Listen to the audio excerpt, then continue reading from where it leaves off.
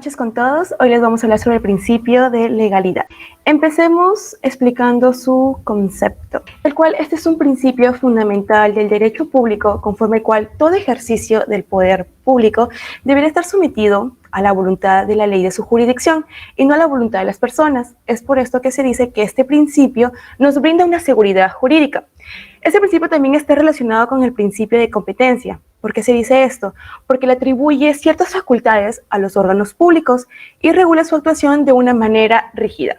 Por ello se dice que este principio es como una limitación del ejercicio del poder que representa. Ahora les voy a explicar un poco sobre su origen. De acuerdo a la mayoría de los autores, nos dice que este principio tiene origen en la Carta Magna inglesa, la cual fue dictada en el año 1215 por el rey Juan Sin Tierra, en la que por primera vez fue proclamada con carácter aristocrático. Pero este principio solo se le concedió a los nobles, no se extendió hasta las clases populares. Continuando con su origen, este principio fue consagrado por primera vez en el año 1787 en Europa continental, con una ley denominada la Josefina Austriaca, designación que se debió por las circunstancias que fue dictada por el emperador José II de Austria. Por último, se proclamó universalmente en la Declaración de los Derechos del Hombre y del Ciudadano el 26 de agosto de 1789. Esto se debió por la Revolución Francesa, en la cual se expresa lo siguiente: nada que no esté prohibido por la ley puede ser impedido y nadie puede ser constreñido a hacer algo que ésta no ordene. Ahora les voy a explicar sobre sus garantías. Este principio nos ofrece 4 garantías. La primera garantía que nos ofrece es la garantía criminal, la cual consiste en que no hay delito sin ley previa. Es decir, que todos los actos que la ley establece como delitos como tales. De ahí tenemos la garantía penal, la cual consiste en que la pena debe estar establecida previamente en la ley. Tenemos la garantía jurisdiccional, la cual nos dice que no podrá ejecutarse pena alguna si esta no está establecida en una sentencia firme.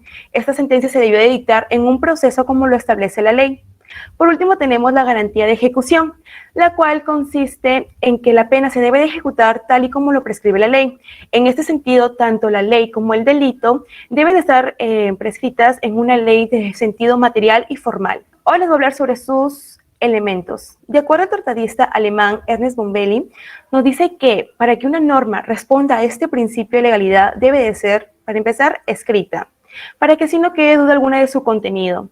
Después nos dice que tiene que ser estricta, la cual en la ley se debe de describir de una manera concreta la conducta del delito. Por último nos dice que tiene que ser previa. Esta debe estar establecida antes del hecho delictivo. Hoy les voy a hablar sobre sus tipos. Tenemos 4 tipos. El primer tipo es el principio de legalidad penal sustancial, el cual dice que es un principio extrajurídico, porque nos sirve como una defensa social, en la cual va a consistir en sancionar con una pena o una medida de seguridad a cualquier acción u omisión o estado peligroso que realiza una persona que vaya en contra de la sociedad o el Estado. De ahí tenemos el principio de legalidad penal formal, el cual dice que es un principio jurídico por el cual ningún hecho puede ser considerado como delito sin que la ley anterior lo haya previsto como tal. Es decir, que se va a considerar y se va a sancionar todas las acciones que ya han sido establecidas como delito en la ley. Ahora tenemos continuando con los tipos, tenemos el principio de legalidad de los delitos, el cual nos dice no va a haber delito sin ley previa, escrita y cierta. Este es un principio jurídico en el cual ningún acto u omisión voluntaria es considerada como delito, sin que una ley esté escrita, cierta y anterior a lo que haya previsto como tal. La ley que describe un hecho como delito debe ser precisa y clara, y además debe estar plasmada en la ley positiva estrictamente. Por último, tenemos el principio de legalidad de las penas. Este consiste en que no se puede sancionar si la pena no ha sido previamente establecida en su perpetración por una ley escrita y cierta. Ahora le doy pase a mi compañera Jennifer Farfán, que continuará con la exposición. Ahora les voy a hablar acerca de la vinculación del juez a la ley. Como ya lo explicó mi compañera anteriormente, la primacía del principio de legalidad significa que la ley es la única fuente del derecho penal. Esto significa que el juez podrá invocar solo una norma jurídica promulgada antes del acto cometido para poder imponer una pena. Esta vinculación no es concebida hoy en día de la misma forma en como se concebía antes del proceso de codificación, esto es, antes de la creación de los códigos penales.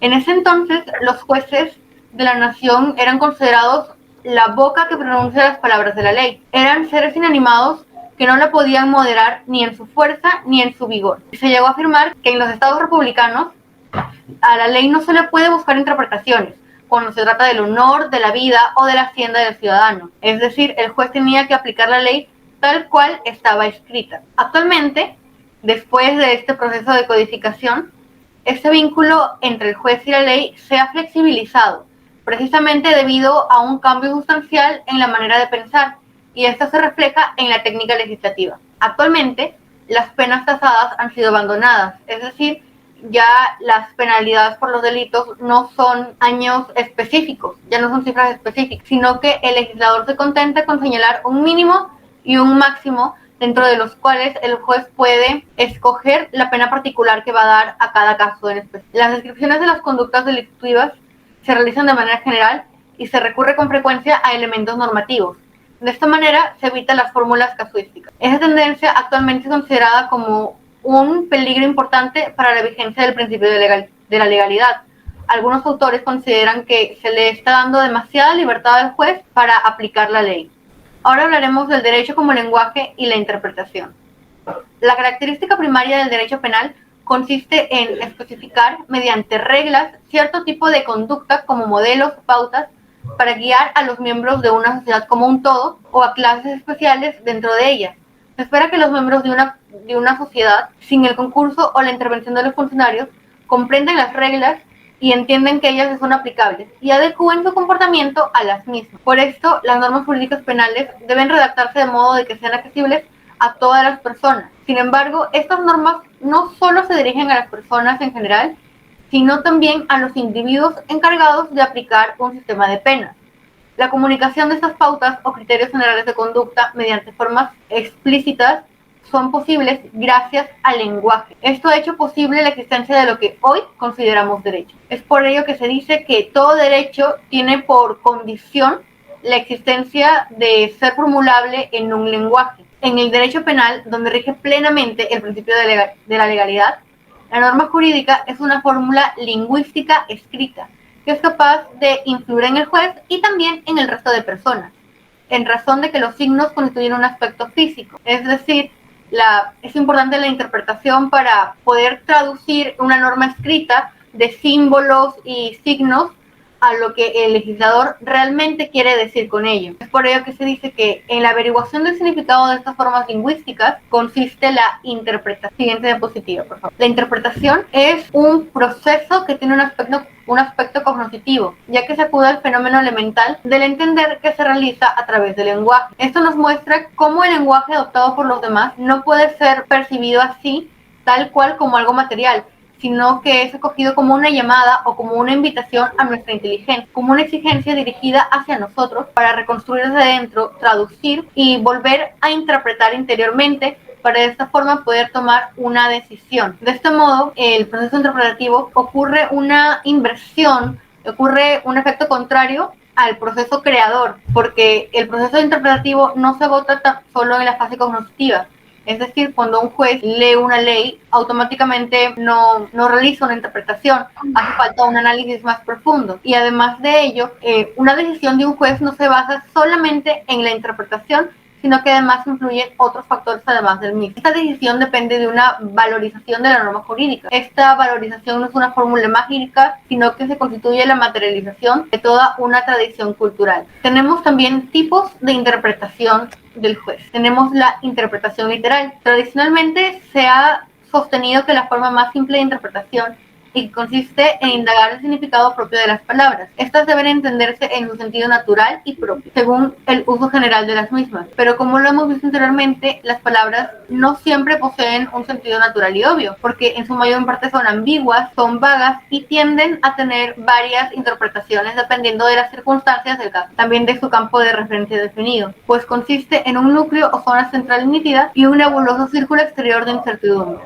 Es decir, tenemos una palabra y a raíz del caso en concreto que está analizando el juez, se le puede agregar varias circunstancias que el juez debe tomar en cuenta para poder tomar una decisión. Es por esto que muchos autores dicen que no se puede tomar una decisión basándose nada más en una interpretación literal, puesto que hay varias circunstancias que deben tomarse en cuenta. Entonces, la interpretación literal siempre va a siempre va a ser dependiente de los otros tipos de interpretación. Tenemos también los tipos de interpretación sistemático e histórico. Mediante el primer tipo se establece la conexión de una proposición con otras proposiciones, es decir, la conexión que tiene una ley con otras leyes del mismo ordenamiento jurídico, y también las conexiones que pueden haber entre las partes individuales de una norma entre sí, porque como lo mencioné anteriormente, por ejemplo, en un caso de asesinato también pueden intervenir otro tipo de leyes que es importante analizar. Se debe analizar el ordenamiento jurídico como un conjunto y no como partes aisladas para poder tomar una decisión adecuada. Por otro lado, tenemos el tipo de interpretación histórico. El criterio histórico está referido a la determinación de un antecedente histórico. El lenguaje de una proposición en vigor no puede ser entendido rectamente si se obvia los antecedentes históricos por considerarlos algo suficiente. Como ya sabemos todos, cada ley es producto de un proceso histórico anterior. Cada ley ha tenido su razón de ser en nuestro ordenamiento jurídico, y muchas veces es importante tener en cuenta qué motivó al legislador a establecer dicha ley para poder aplicarlo en el caso en concreto. También aparecen las interpretaciones declarativas, restrictivas o extensivas, que son resultados de los estudios sobre la interpretación.